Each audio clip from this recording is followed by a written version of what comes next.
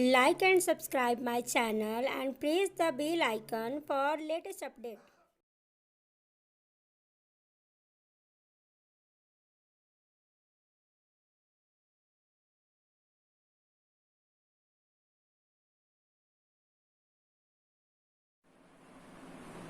Good morning friends.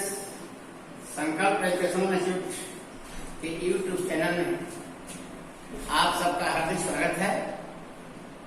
आप हमारे इस वीडियो को लाइक करेंगे, सब्सक्राइब करेंगे चैनल को हमारे, और जो भी कमेंट्स होगा आप कमेंट बॉक्स में देंगे यदि आपको कहीं कठिनाई होगी। चलिए, आज हम लोग जो स्वास्थ्य रोग चैप्टर में जो अगले वीडियो में पढ़े थे उसका जो दूसरा पार्ट है, ये पढ़ेंगे कि रोग जो मानव के अंदर हो रहा है उस रोग के कितने प्रकार हैं और ये रोग का निवारण कैसे होगा, कैसे किया जाए, और रोग कितने प्रकार के। सर्वप्रथम हमने बताया था आपको कि कुछ रोग ऐसे होते हैं मनुष्य के अंदर जो जल्दी ठीक हो जाते हैं, जैसे तत्काल सर्दी बुखार हुआ 3 दिन 4 दिन बाद ठीक। लेकिन कुछ रोग ऐसे होते हैं जो बहुत दिनों तक चलते हैं, या तक समझिए कि जीवन भर। उसको कहते हैं क्रोनिक डिजीज, जैसे डायबिटीज हो गया। ये रोग ठीक होने वाला नहीं है, केवल इसको कंट्रोल कर सकते हैं। ये कंप्लीट क्योर नहीं हो, ये आपके जीवन पर्यंत चलता है। ये क्रोनिक डिजीज है। जो रोग अंशकालिक है उसको कहते हैं एक्यूट, यानी तीव्र।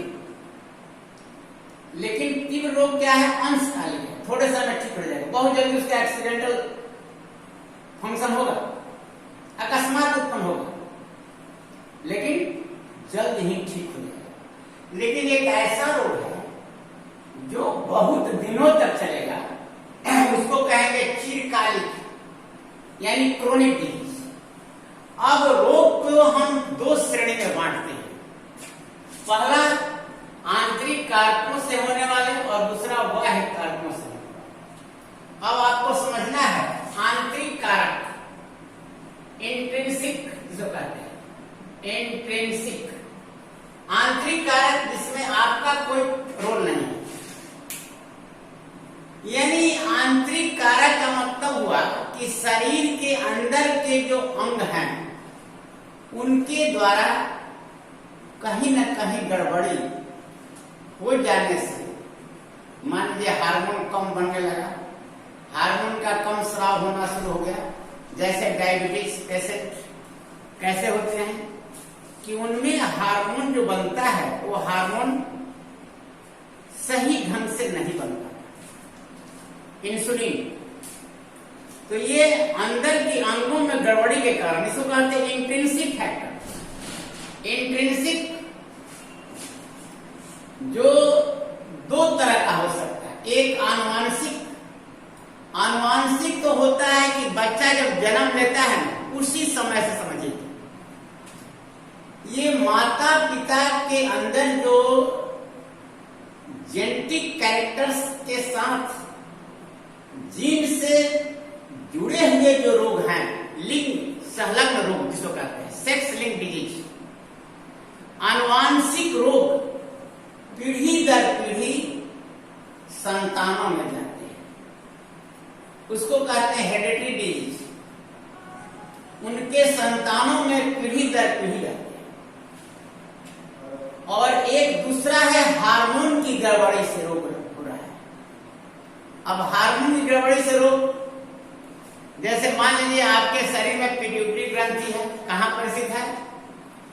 पिट्यूटरी ग्रंथि हम लोगों के जो खोपड़ी है, स्कल, उसके एक स्फिनाइड हड्डी है, उसमें ये छोटी सी ग्रंथि है जो पूरे शरीर के ग्रंथियों का मालिक है, सबको कंट्रोल करती है साहब। उससे एक हार्मोन्स निकलता है कहते हैं वृद्धि हार्मोन्स, ग्रोथ हार्मोन्स, या उसको कह सकते हैं सोमैटोट्रोपिक हार्मोन्स, ग्रोथ हार्मोन। तो ग्रोथ हार्मोन क्या करेगा? आपके शरीर की लंबाई की वृद्धि, बॉडी की वृद्धि।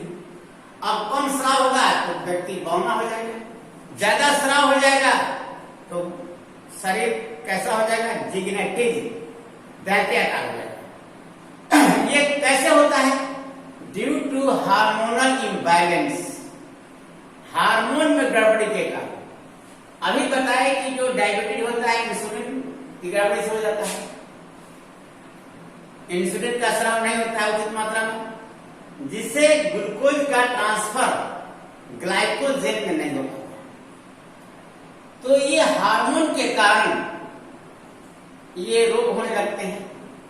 अंतःस्रावी ग्रंथियां सही ढंग से हार्मोन का शरीर में यदि स्राव नहीं करती है तो इसको कहते हैं हार्मोन की गड़बड़ी।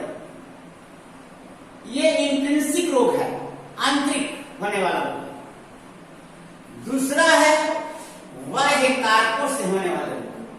तो इसको हम दो फैक्टर में बांट सकते हैं इंट्रिंसिक को। एक हो जाएगा आनुवंशिक, और दूसरा हो जाएगा हार्मोन की गड़बड़ी, हार्मोन की गड़बड़ी। अब नेक्स्ट चलते हैं बाह्य कारणों से, एक्सटर्नल फैक्टर्स। अब एक्सटर्नल फैक्टर्स में क्या है? रोग के बाह्य कारक ऐसा कारक है जो स्वास्थ्य को बाहरी अभिकर्ताओं द्वारा प्रभावित कर रोग उत्पन्न करता है। अब बाहरी अभिकर्ता क्या है? सभी सूक्ष्म जीव।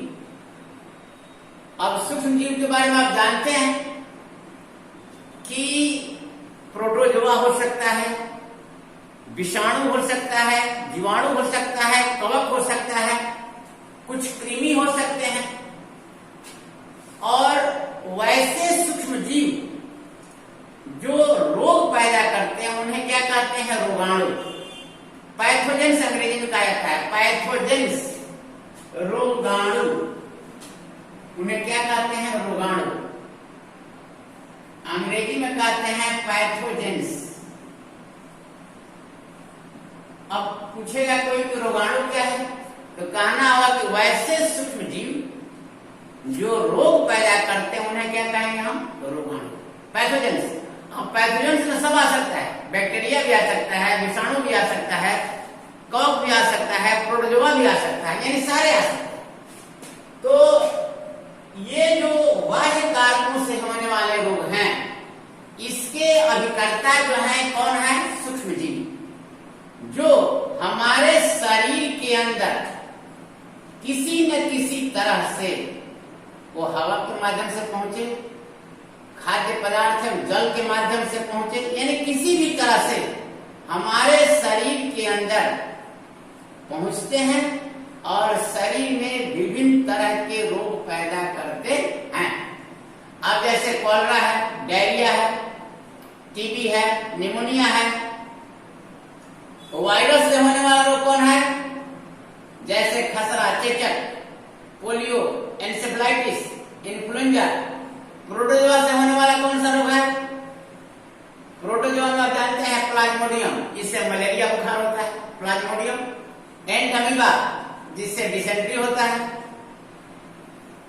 फाइलेरिया वर्म होता है, जिससे फाइलेरिया वर्म होता है। ये सभी रोग पैदा करते हैं, ये सब सूक्ष्म जीव हैं। बैक्टीरिया से होने वाले रोग बहुत हैं। माइकोबैक्टीरियम ट्यूबरकुलोसिस, टीबी होता है। साल्मोनेला टाइफी, जिससे टाइफाइड होता है, बुखार। और कुछ रोग होते हैं श्वसन संबंधी, दूषित वायु में बराबर सांस लेने से, दमा, ब्रोंकाइटिस, कुकुर खांसी, ये सभी दूषित वायु से होने वाले रोग हैं। कुछ रोग हो सकते हैं मादक पदार्थों के सेवन करने से, तंबाकू, चरस, गांजा, अफीम, कोकीन, मॉर्फिन, हीरोइन, ये सभी के सेवन करने से रोग हो सकते हैं। अब यहाँ पर देखें, संक्रामक और असंक्रामक दो शब्द, इन्फेक्शस और नॉन इन्फेक्शस। संक्रामक बीमारी कहते हैं कि बहुत जल्दी स्प्रेड करता है, उसको कहते हैं संक्रामक। हालांकि एक पॉइंट आप नोट करेंगे कि सभी संक्रामक बीमारी जो है वो संचरणीय नहीं हो सकती, कम्युनिकेबल नहीं है। जैसे टेटनस, टेटनस एक व्यक्ति से दूसरे व्यक्ति में नहीं फैलता है, याद रखेगा। दैट इज नॉन कम्युनिकेबल, असंचरणीय रोग है।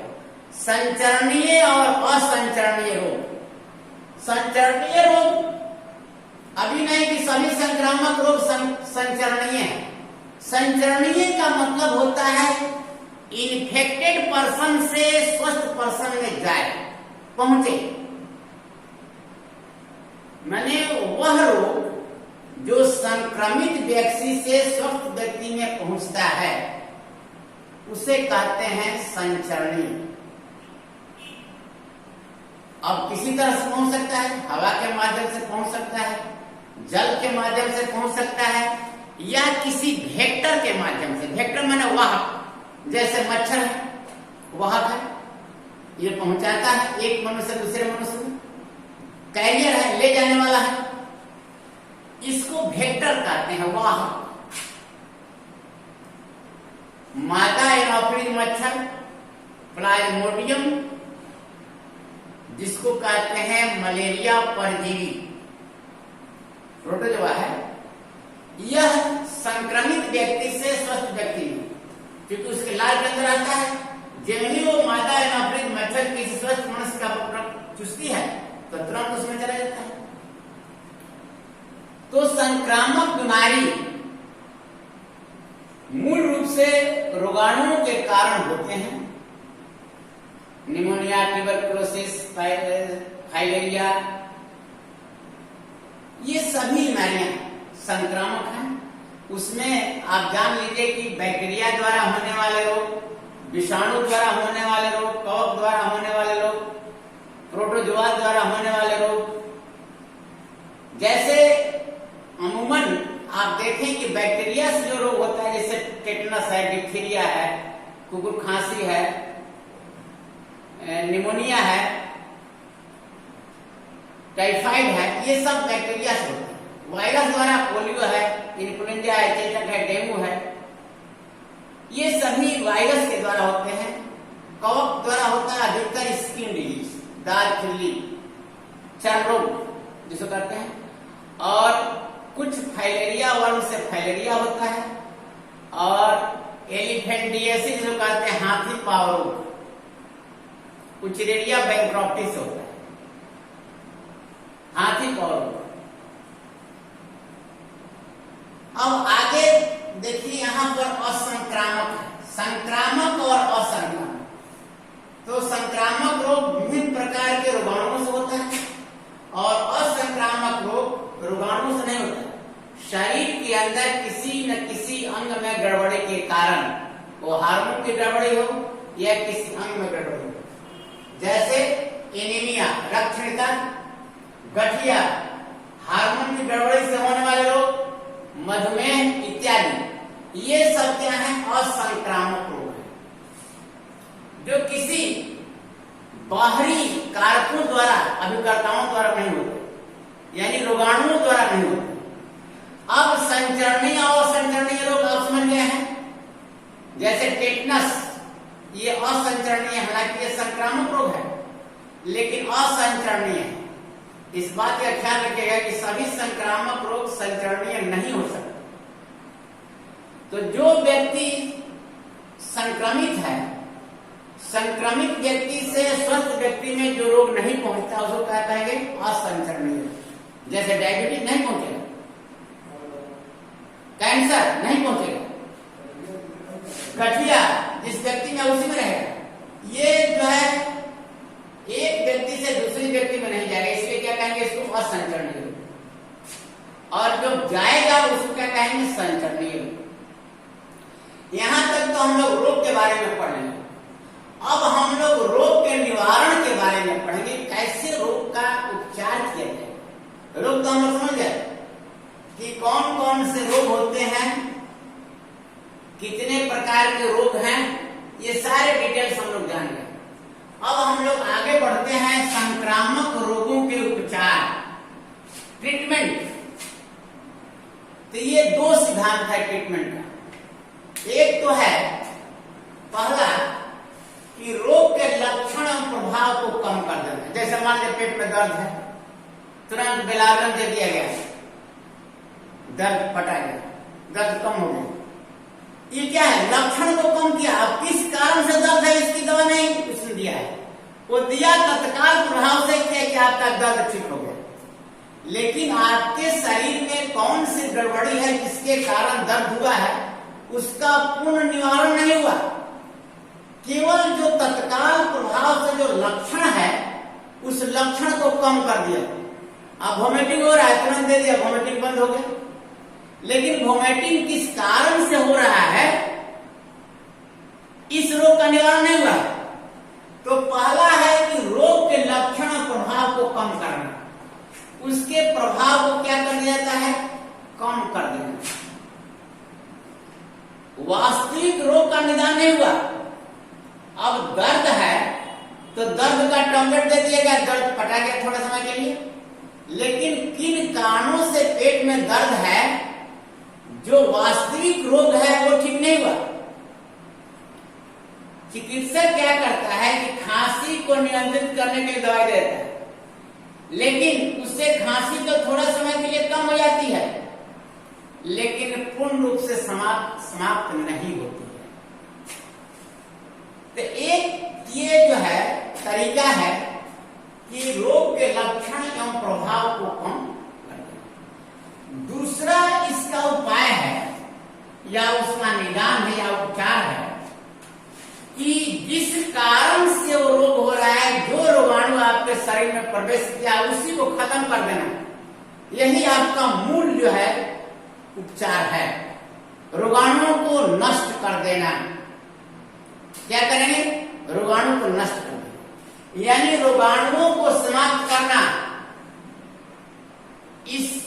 ये आपका असली चीज है कि जिस रोगाणु के चलते आपके शरीर में रोग हुआ है, कहते हैं कि एंटीबायोटिक चलाना पड़ेगा, इससे काम नहीं चलेगा। क्या चलाना पड़ेगा? एंटीबायोटिक। एंटीबायोटिक चलाना दवा आसान नहीं है। बहुत सोच समझ करके डॉक्टर के परामर्श से ही आप एंटीबायोटिक दवाई चला सकते हैं, इसलिए कि आपको नुकसान कर सकता है।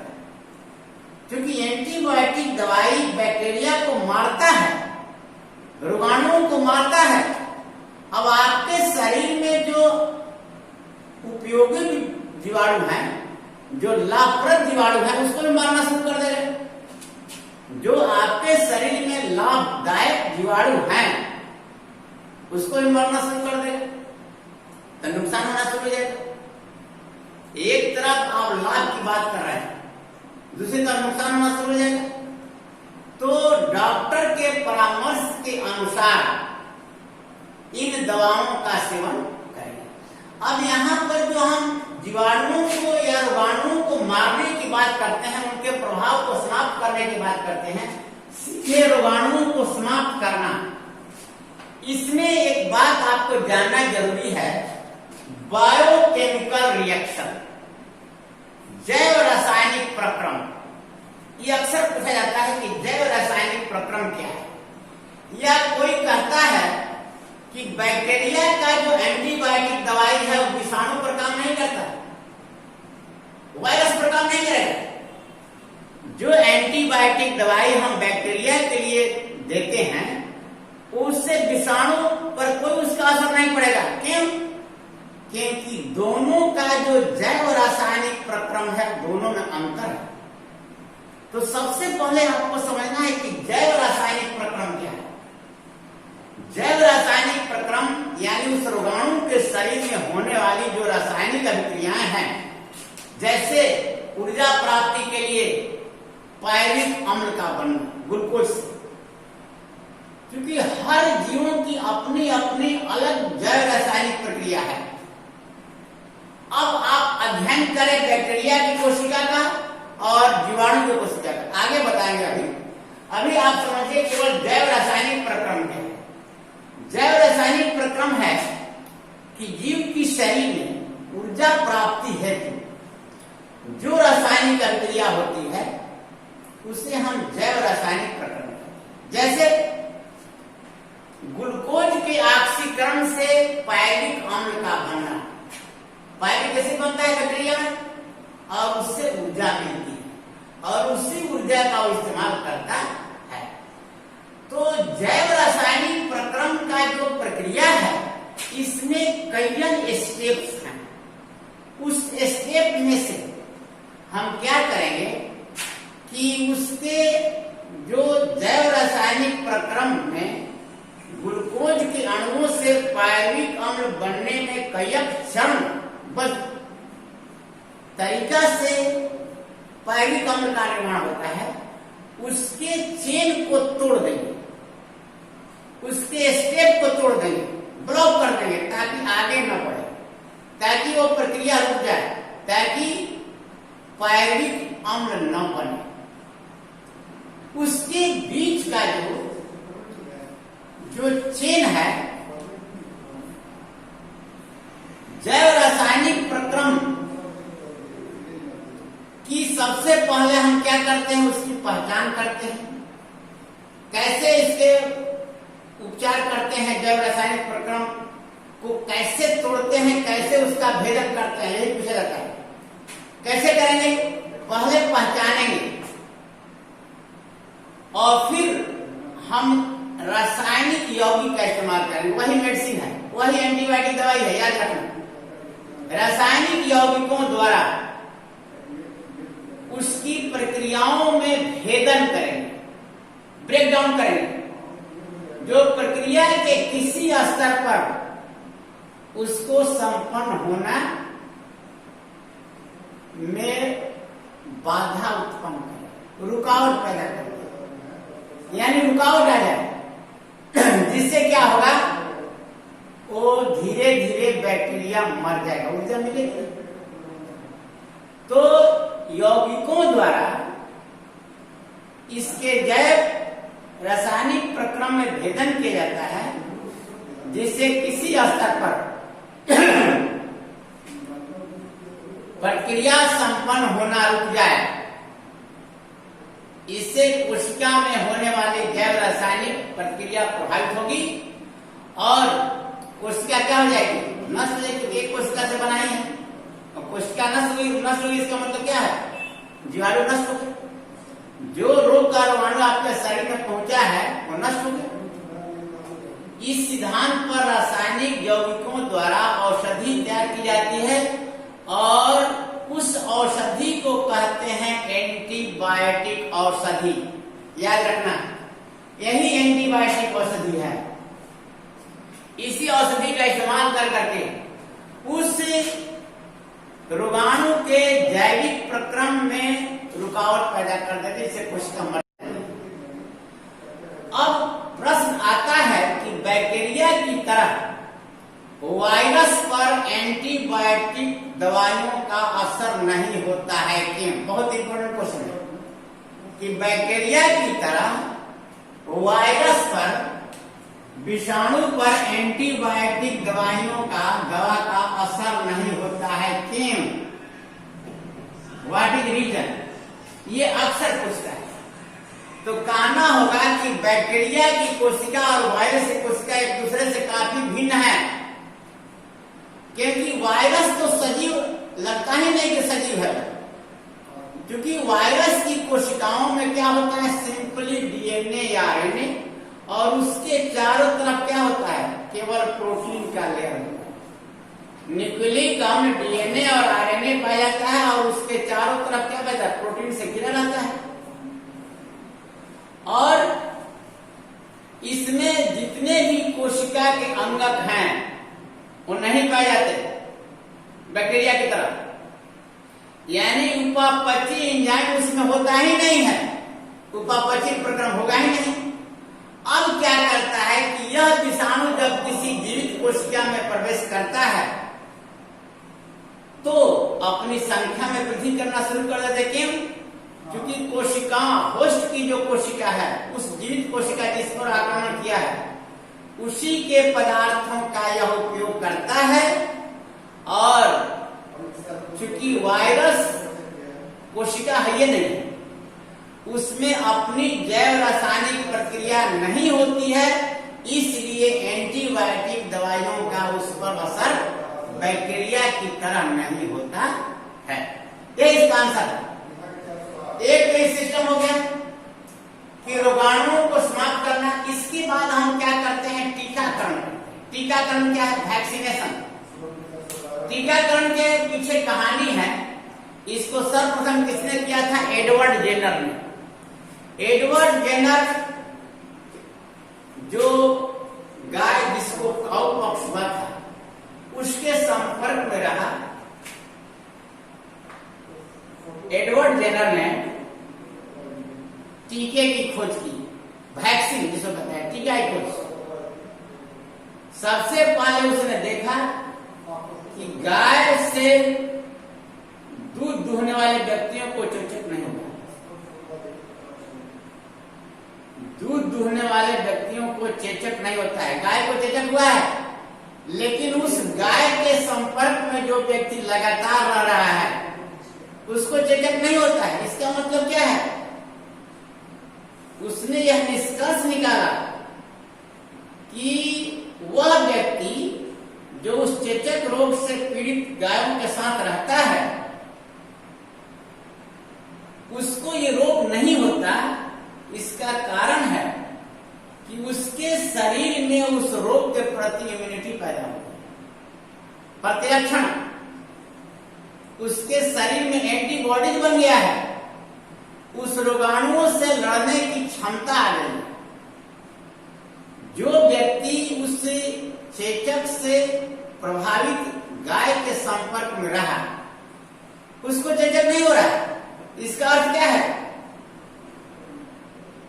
कि वह व्यक्ति उस रोगाणु से लड़ने की उसके शरीर में रोग निरोधक क्षमता उत्पन्न हो गई है, जिसको कहते हैं एंटीबॉडीज।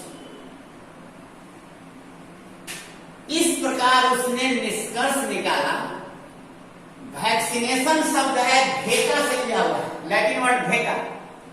भेका का मतलब होता है काऊ, वैक्सीनिया मतलब काऊ कट। कहना होगा कि एडवर्ड जेनर ने सर्वप्रथम टीके की खोज की। टीका क्या है? टीका के बारे में आपको समझना है। वैक्सीन जो हम लोग देते हैं, जैसे पोलियो का वैक्सीन, कुकुर खांसी का वैक्सीन, टीबी, टेटनस, ये सारे जो वैक्सीन दिए जाते हैं, वैक्सीन है रोगाणु मिश्रित।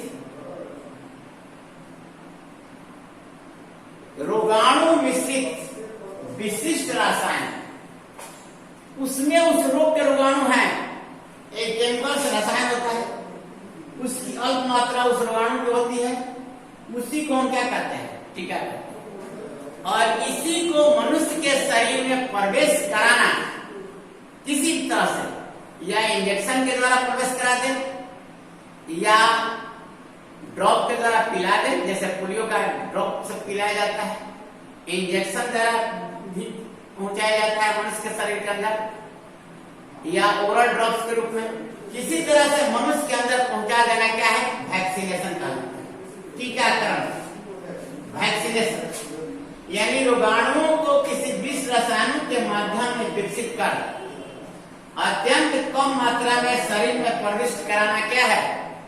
यही है वैक्सीन। आजकल देख रहे हैं पल्स पोलियो अभियान कितना बहुत ही हमारे देश में भी बहुत कारगर हुआ। लोगों को इसके प्रति अवेयरनेस पैदा किया गया और इस प्रकार ये टीकाकरण अभियान पल्स पोलियो का हमारे यहाँ बहुत सफल हुआ। सरकार इसमें बहुत महत्वपूर्ण भूमिका निभाई, जिससे ये रोग पर काबू पाया गया। पोलियो आगे बताएंगे पोलियो क्या है। अब हम लोग कुछ पढ़ेंगे रोगों के बारे में। किस रोग के बारे में पढ़ेंगे? कुछ संक्रामक रोग के बारे में पढ़ेंगे। कौन कौन संक्रामक रोग हैं उसके बारे में हम लोग पढ़ेंगे। संक्रामक रोगों के बारे में सबसे पहले एक रोग है, उसमें आपको ज्यादा डिटेल्स नहीं पढ़ना है, ध्यान दीजिएगा। आपको केवल जानना है कि रोग कैसे होता है, इस रोग का लक्षण क्या है और उसकी रोकथाम। रोग का लक्षण और रोकथाम। तो सबसे पहला हम लेते हैं मलेरिया। मलेरिया रोग, मलेरिया एक फीवर है। मलेरिया फीवर कॉजेज किसके द्वारा होता है? प्लाज्मोडियम के द्वारा। प्लाज्मोडियम, प्लाज्मोडियम क्या है? एक प्रोटोजोआ है। प्रोटो, ये क्या करता है? सबसे पहले लीवर सेल पर अटैक करेगा, यकृत कोशिकाओं पर अटैक करेगा। यहां से अटैक किया, प्लाज्मोडियम गया, यहां डिवाइड किया, एक बन गया, इस तरह से फिर आ गया, फिर आरबीसी पर अटैक किया, आरबीसी में ये टूट कर गिर गया। इसमें एक विषैला पदार्थ बनता है, इसको हीमोज्वाइन कहते हैं। हीमोज्वाइन विषैला पदार्थ।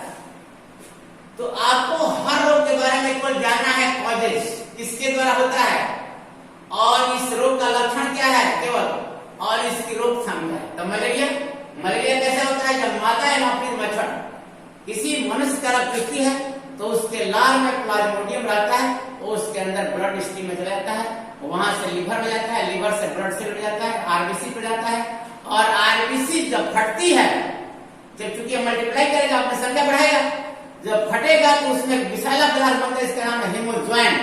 याद कर लीजिएगा। उसी विषैला पदार्थ जब ब्लड में गिरता है तो जाड़ा और कफकफी बुखार आता है। लक्षण है मलेरिया का। 24 घंटा में एक बार खूब जाड़ हो जाए, जाड़ा और कफकफी बुखार आता है, ये रोग का लक्षण है। तो कहते हैं कि मलेरिया। इसका नियंत्रण क्या है? ये एक सिंकोना वृक्ष की छाल से एक दवा बनती है, उसको कहते हैं कुनैन। कुनैन दवा इसकी रामबाण दवा है मलेरिया की, जो सिंकोना पेड़ के छालों से बनाए जाते हैं। अब रोकथाम क्या है? मलेरिया को कैसे आप रोक सकते हैं? तो रोकने के लिए क्या है कि सबसे पहले आपको ध्यान देना है, क्योंकि मच्छर से फैलता है, तो मच्छर से अपनी सुरक्षा करके रोक सकते हैं।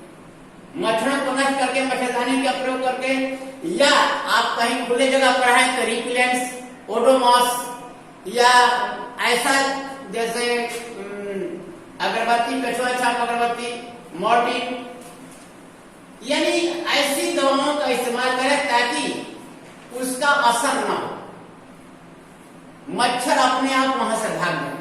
या आपके घर के आसपास जितना गड्ढा वगैरह है वहां पर क्या करें, उस पानी को, गड्ढा को भर दें, ताकि मच्छर का जो ब्रीडिंग प्लेस है, जहां वो जनन करते हैं, अपनी संख्या बढ़ाते हैं, लार्वा पुपा बनता है, वो नहीं बने। अगर नहीं है तो उस पर किरासन का छिड़काव कर दें ताकि उसके पीपा वगैरह मर जाए। अगर छोटा छोटा गड्ढा है तो वहां पर क्या करें, एक मछली आती है, इसका नाम है गैंबुसिया। याद करिएगा, गैंबुसिया नामक मछली जो लार्विवोरस फिश है, लार्वा खाती है, मछलियों के, मच्छरों के लार्वा खाती है, उसको उपयोग करें। दूसरा है डायरिया। दूसरा रोग है डायरिया। डायरिया का लक्षण क्या है कि दस्त होगा, लैट्रिन होगा, बार बार पतला पखाना होगा। ये 2-3 तरह से हो सकते हैं। एक होता है बैक्टीरिया जो कहते हैं ई कोलाई, सर्चेरिया कोलाई, और साल्मोनेला एंटेराइटिस। जब भोजन विषाक्तन हो जाता है, कुछ कवक से संक्रमित भोजन यदि आप खा लेते हैं, फूड पॉइजनिंग हो जाता है, तो ये रोग हो सकता है। आपके विषाक्तन के कारण जठरांत शोथ होने लगता है, स्वेलिंग भी आने लगती है आंख में। कुछ होता है एंडमिया हिस्टोरिटिका से, जिसको कहते हैं अमीबी पेचिस, और एक होता है वायरस के द्वारा जो कहते हैं bacillary dysentery. Amoebic dysentery, bacillary dysentery, virus होगा तो बैसिलिक डिसेंट्री, और प्रोटोजोआ से होगा तो क्या कहेंगे, अमीबिक डिसेंट्री।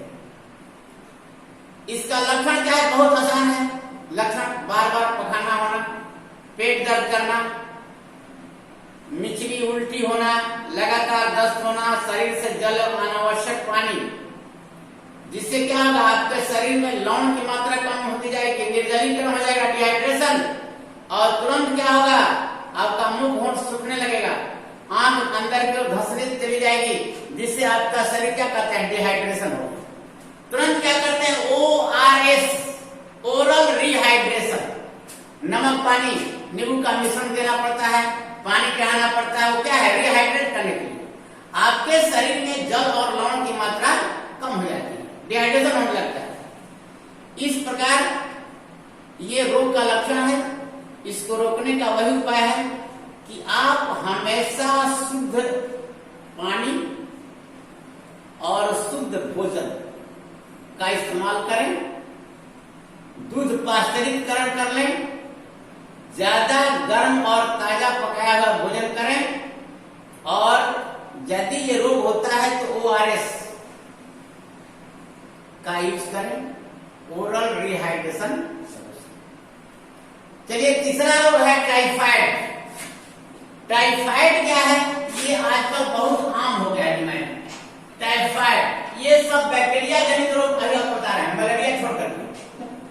मलेरिया जो रोग है ये प्रोटोजोआ द्वारा होता है। दिमाग में आप बना लेंगे एक श्रेणी बना करके, कौन सा रोग किसके द्वारा हो रहा है? मलेरिया प्रोटोजोआ के द्वारा। डायरिया ये तो प्रोटोजोआ के द्वारा भी हो सकता है, बैक्टीरिया के द्वारा भी हो सकता है, वायरस के द्वारा भी हो सकता है। शरीर में आपकी आंत में गड़बड़ी होने लगती है, जिससे फूड पॉइजनिंग हो जाता है, आंत जठरांश हो जाता है, और रोगी को बार बार पखाना और दस्त होता है। दूसरा रोग है टाइफाइड। टाइफाइड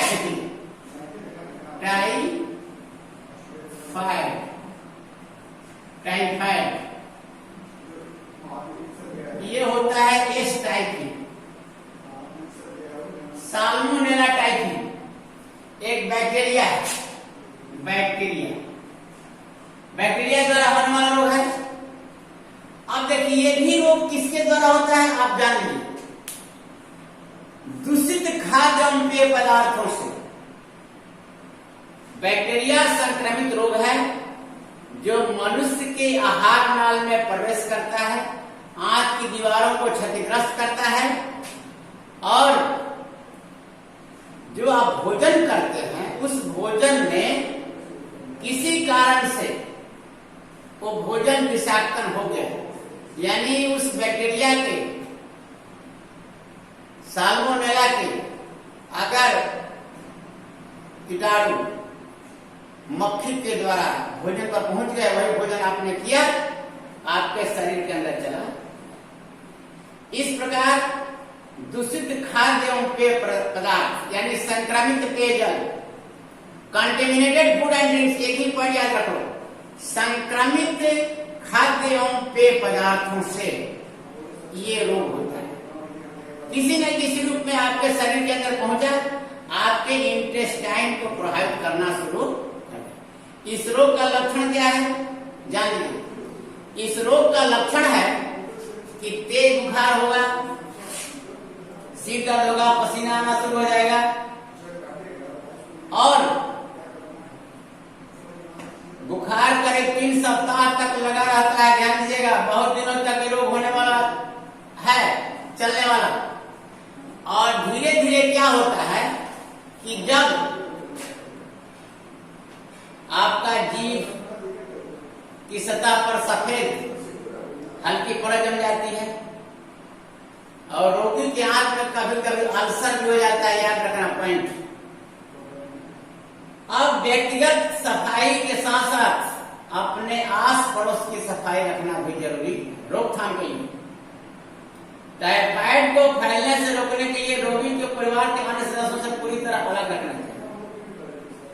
आंत में अल्सर होने की संभावना से रोकने के लिए रोगी को हल्का तथा आसानी से पचने वाला भोजन देना चाहिए, और रोगी को पूर्ण आराम की आवश्यकता है, और इसके लिए जो दिया जाता है उसको कहते हैं टैब। टाइफाइड पैरा ए और टाइफाइड पैरा बी। टाइप जो है ये संक्रमित व्यक्ति है, उसको टाइप की खुराक दी जाती है जिससे टाइफाइड रोका जा सकता है। इसके बाद चौथा रोग है टाइफाइड के बाद जो हम लोग पढ़ेंगे पोलियो, और पांचवा पढ़ेंगे हम लोग पोलियो के बाद एक एड्स है। एड्स ये रोग, पोलियो बिल्कुल आज उन्मूलन हो गया है।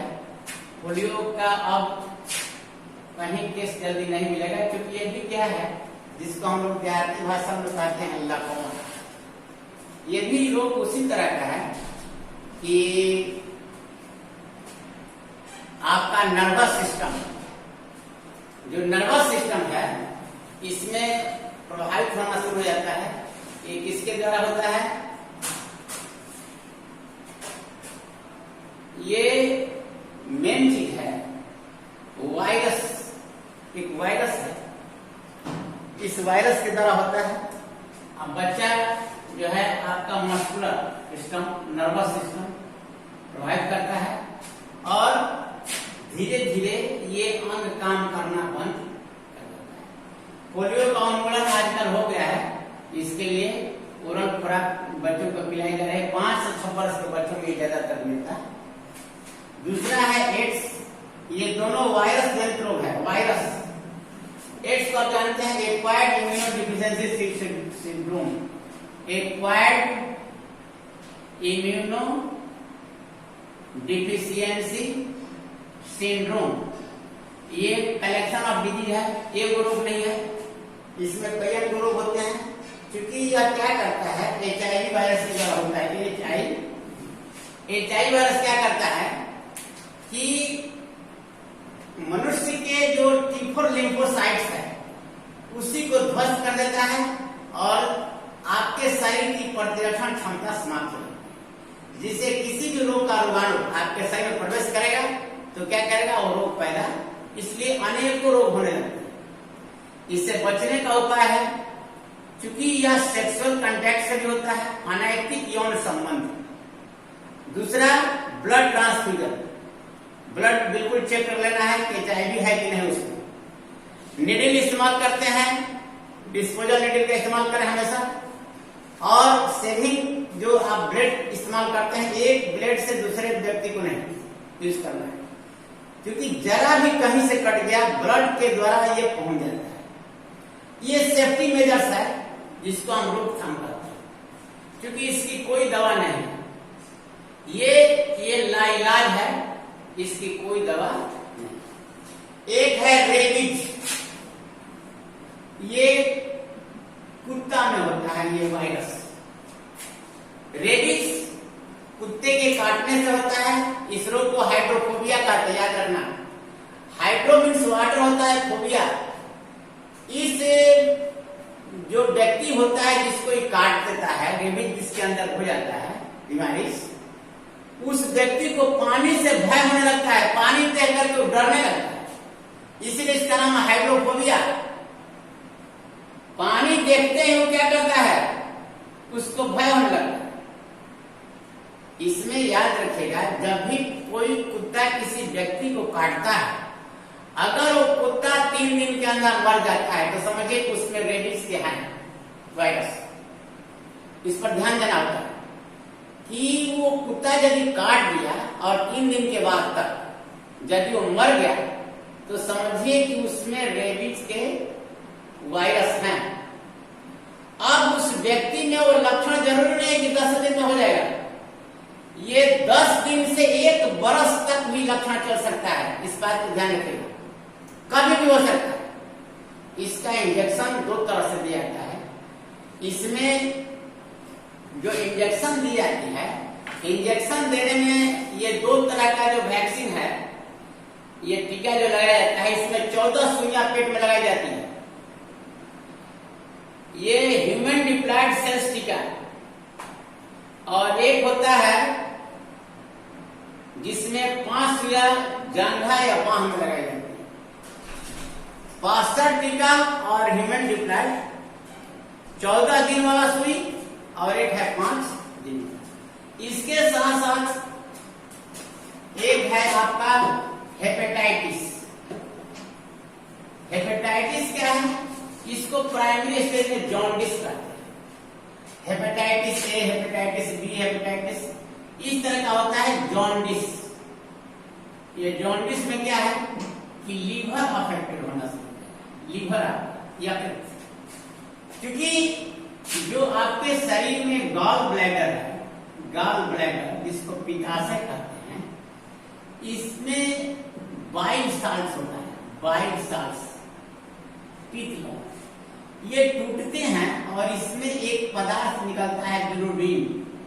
ये पीला होता है, पीला पिगमेंट, इसीलिए ब्लड पीला हो जाता है, इसीलिए रोगी पीला दिखाई, क्योंकि रक्त में वो बिलिरुबिन टूटेगा, वो पीला येलो पिगमेंट है, येलो है, पीला है, जिसके चलते वो पूरे शरीर का रक्त जो है पीला होना शुरू हो जाता है। इसलिए देखिए जब आंख का जो सफेद भाग है पीला हो जाता है, या जब ज्यादा हो जाता है कि स्किन भी आपका पीला दिखाई पड़ता है।